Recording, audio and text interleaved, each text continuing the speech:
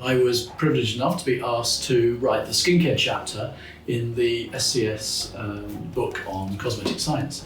And the idea was that we'd have an expert collaborating with somebody who was less experienced in the industry to challenge some of the questions that might be asked by the audience for the book, who are people who are relatively inexperienced in cosmetic science.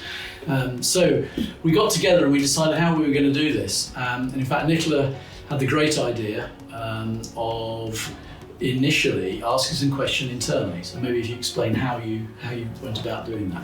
Yeah, so we set up a focus group with some of the technicians and the newer members of the team. And we sat down and I just said to them, if you were in the room with a skincare expert for 10 minutes, what questions would you ask? And that worked really well, didn't it? Yeah, and then we got a lot of suggestions. And I think because they were people who are already now working in the industry, they'd already got some questions. They'd been probably not that experienced, but been working at the bench making formulas, but hadn't necessarily thought to ask some of these questions. And we got some fantastic questions that came out of it. Things you wouldn't expect, actually, or maybe things I didn't expect. Yeah, and I maybe thought that, or assumed that people would know some of the things. But yeah, it was a really good way to start.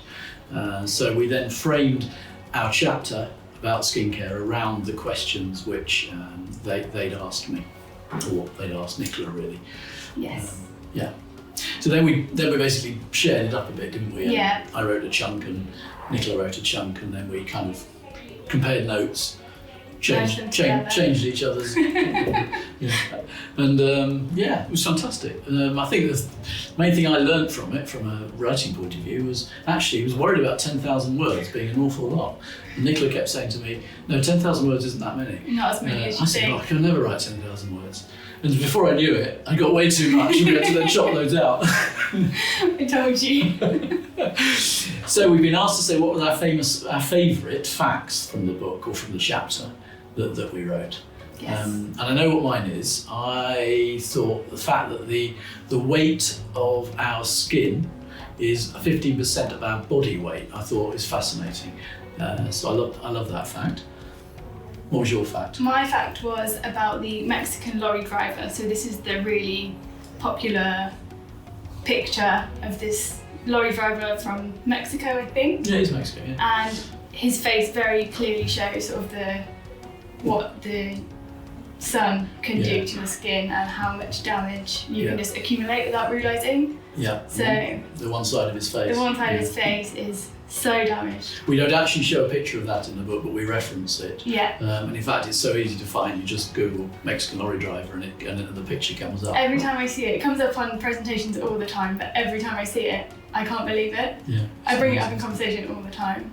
I think I'm going to stick a picture of him to my bedroom mirror as like motivation. As in don't go out in the sun. Always use an SPF. Yeah. Always. Or never become a lorry driver.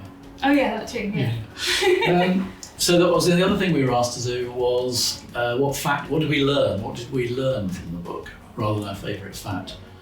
What did you learn? What did I learn? Good question. I think it was nice to have like a refresher on like, I spend all my time thinking, what can we say that this product does? It's not really the same as what can we make our product do. So I think going back to like the skin and the structure and how things work, it's like a good reminder of absolutely just a different angle to look at it. Yeah, good. And I think I learned something quite simple because squalane and squalene, although I thought I knew the difference between squalane and squalene, when we actually got into the detail of writing what it was, and in fact this went backwards and forwards between us and then I think the editors as well, the actual definition of how it was written and how it's explained about what exists in the skin versus the material we use formulating needed quite careful thought. So actually, yes, that was something that I learned from it. So you're never too old to learn. So what is the difference? I'm not going to tell you that. Read the book.